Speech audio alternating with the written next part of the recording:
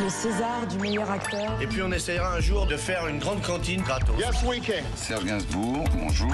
Il n'y a eu qu'un vainqueur, c'est l'espoir. Europe 1. Et à 7h23 sur Europe 1, c'est l'heure du jour où. Et le 5 décembre 1965, on vote ce jour-là en France pour élire au suffrage universel direct le président de la République. C'est la première fois, c'est la première fois que les femmes aussi participent. Surprise, lors d'Autriche, le grand favori, le président sortant, le général de Gaulle, se retrouve en ballottage face à François Mitterrand. Oui, et quelques minutes avant les résultats officiels, Europe 1 est la première radio à annoncer que de Gaulle est face à Mitterrand grâce à un partenariat à l'époque avec l'institut de sondage IFOP.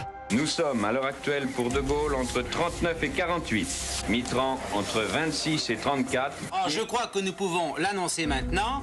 Notre estimation indique qu'il y aura certainement un ballottage. De Gaulle obtient 44% des voix, Mitterrand 37%. C'est une gifle pour De Gaulle qui était certain d'être réélu dès le premier tour et qui n'a pas fait campagne, contrairement à Mitterrand. Mais entre les deux tours, le voilà obligé d'organiser des meetings, comme le 17 décembre 65 au Palais des Sports de Paris. De Gaulle est soutenu par un fidèle de toujours, son ministre André Malraux. Il y a d'un côté un homme chargé pour le monde entier de l'honneur que donne le souvenir de la plus grande fermeté dans le plus grand malheur.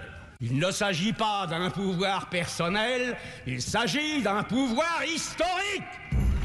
En 1965, dans la France de Michel Audiard, de Raymond Poulidor et de Claude François, les Français élisent pour la première fois un président au suffrage universel direct. Quant à François Mitterrand, il reçoit entre les deux tours un soutien de poids. Le troisième homme fort de cette présidentielle, Jean Le Canuet du Centre démocrate. Monsieur François Mitterrand a renouvelé ses vues personnelles en faveur d'une Europe politique. Et j'apprécie ce fait.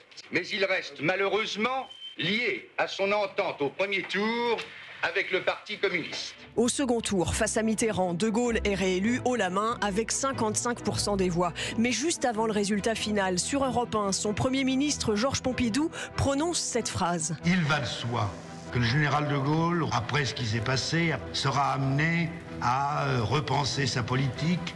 Mais l'usure est là et mai 68 arrivera 2 ans et demi plus tard. Merci beaucoup, Lord d'Autriche. Réalisation sonore, Sébastien Guidis. Il est l'heure de jouer avec Europe 1 et le